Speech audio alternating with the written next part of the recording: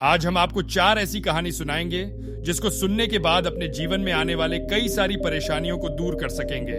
तो ध्यान से सुने और अपने दोस्तों के साथ शेयर भी करें। कहानी नंबर 1, अपने काम को नहीं समझे। महत्वहीन मुकेश दफ्तर में नया है। पहले वह दूसरे संस्थान में काम करता था। अपना काम तल्लीनता से करता है, लेकिन चेहरा बताता है कि मुकेश अपने काम से खुश नहीं है। एक दिन इस बारे में पूछने पर उन्होंने कहा, जब काम में मन नहीं लगे तो चेहरा उदास हो ही जाता है। मुकेश से पूछा, काम में मन क्यों नहीं लग रहा है? यह पूछने पर उन्होंने कहा, अरे यह भी कोई काम है। इसके बाद उन्होंने ढेर सारे तथ्यों के साथ अपने काम को महत्वहीन बताने की कोशिश की। उन्होंने यह भी कहा कि इस समय जो काम मेरे जिम्मे है उसके आधार पर दूसरे संस्थान में नौकरी भी नहीं मिलेगी। इस बात को मुकेश के रिपोर्टिंग मैनेजर मिस्टर कुमार को बताया गया। वह सुलझे हुए इंसान है। उन्होंने तरीके से मुकेश को समझाया कि उनका काम कैसे महत्वपूर्ण है। मिस्टर कुमार ने उनसे पूछा, मुकेश पहले अपने काम के बारे में बताइए। मुकेश ने कहा, मेरा काम यह देखना है कि हमारी कंपनी के प्रोडक्ट में कहां कहां गड़बड़ी है, उसे कैसे दूर किया जा सकता था, आगे ऐसा क्या किया जाए जिससे पुरानी खामियां फिर से सामने नहीं आए। मुकेश की बात खत्म होते ही मिस्टर कुमार ने कहा, यह जानकर अच्छा लगा कि आपको अपने काम की अच्छी समझ है। जैसा आपने कहा है उसके अनुसार आपका काम है कि प्रोडक्ट को कैसे बेहतर बनाया जाए और उसके निर्माण के दौरान की खामियों को दूर करने से जुड़ा है।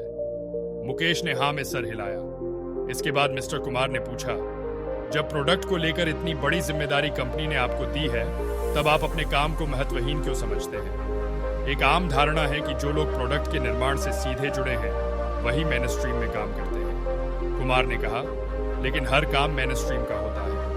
अगर ऐसा नहीं होता तो कंपनी आपके ऊपर खर्च नहीं करती। कंपनी को पता है कि आपके काम का परिणाम प्रोडक्ट पर दिखेगा। इसलिए इस बात को मन से निकालिए कि आप जो काम कर रहे हैं उसकी पूछ नहीं है।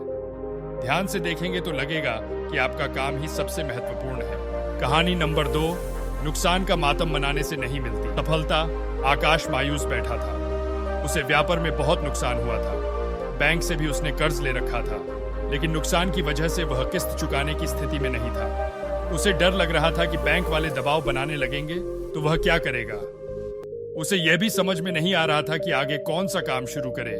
जिस बिजनेस में नुकसान हुआ था उसे दोबारा शुरू करने की हिम्मत आकाश में नहीं थी। यही सब सोचकर वह परेशान रहने लगा। एक दिन उसका दोस्त परेश उससे मिलने आया। परेश ने आकाश को देखते ही कहा, क्या बात है यार, बहुत परेशान लग रहे हो। आकाश ने अपनी परेशानी छुपाने की कोशिश करते हुए कहा, कुछ नहीं यार, बिजनेस में थोड़ा उतर चढ़ाव आता रहता है।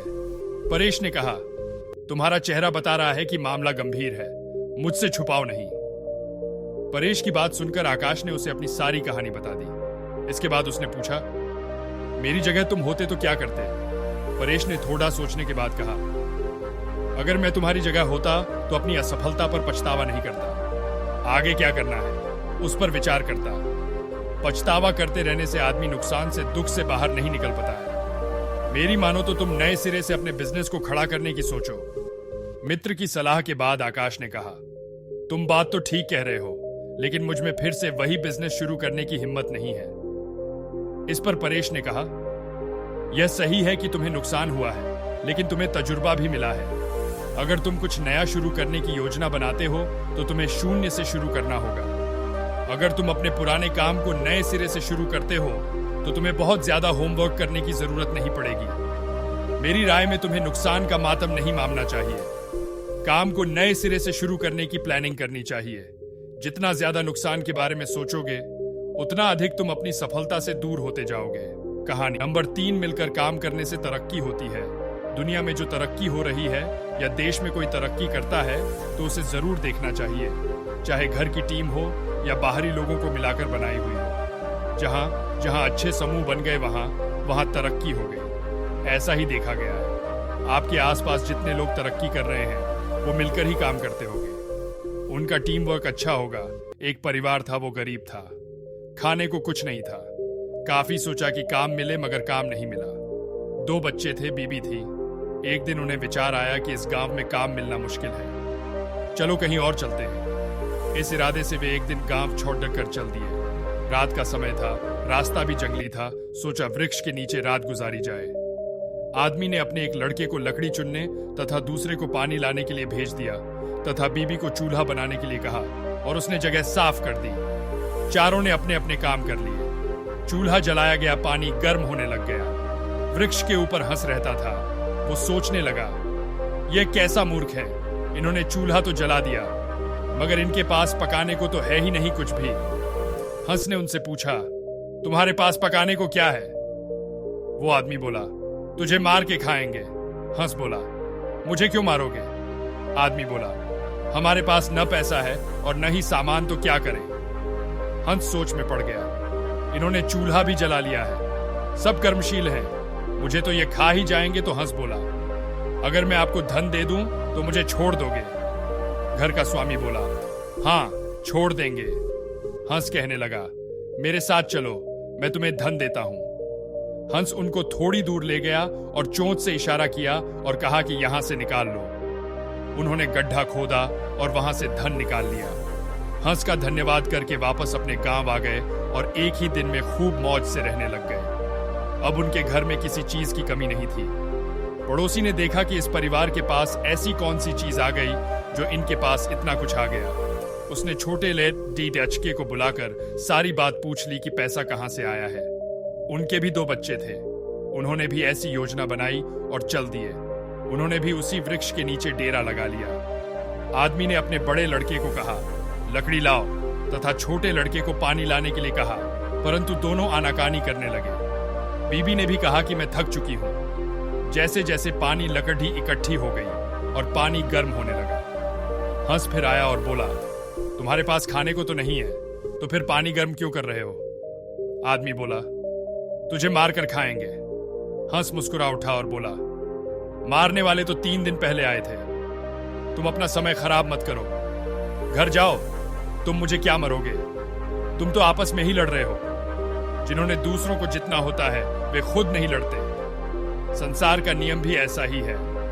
जिन लोगों ने तरक्की करनी है वे मिलकर चलते हैं और आज भी संसार में उनका ही बोलबाला है। जो आपसी तालमेल में रहते हैं वे ही समाज रूपी हंस को जीत सकते हैं। कहानी नंबर 4, एकता और अखंडता में समझदारी। ऊंचे आकाश में सफेद कबूतरों की एक टोली उड़कर जा रही थी। बहुत दूर जाना था उन्हें, लंबा रास्ता था। सुबह से उड़ते उड़ते थकान होने लगी थी। सूरज तेजी से चमक रहा था। कबूतरों को भूख लगने लगी थी। तभी उन्होंने देखा कि नीचे जमीन पर चावल के बहुत से दाने पड़े थे। कबूतरों ने एक दूसरे से कहा, चलो भाई, थोड़ी देर रुककर कुछ खा लिया जाए, फिर आगे जाएंगे। एक बुजुर्ग कबूतर ने चारों ओर देखा। वहां दूर दूर तक कोई घर या मनुष्य दिखाई नहीं दे रहा था। फिर चावल के ये दाने यहां कहां से आए? बुजुर्ग कबूतर ने बाकी कबूतरों को समझाया, मुझे लगता है कि यहां कुछ गड़बड़ है, तुम लोग नीचे मत उतरो।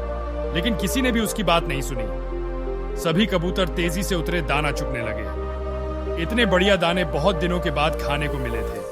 वे बहुत खुश थे। जब सभी ने भरपेट खा लिया तो बोले, चलो भाई, अब आगे चला जाए। लेकिन यह क्या, जब उन्होंने उड़ने की कोशिश की तो उड़ ही नहीं पाए।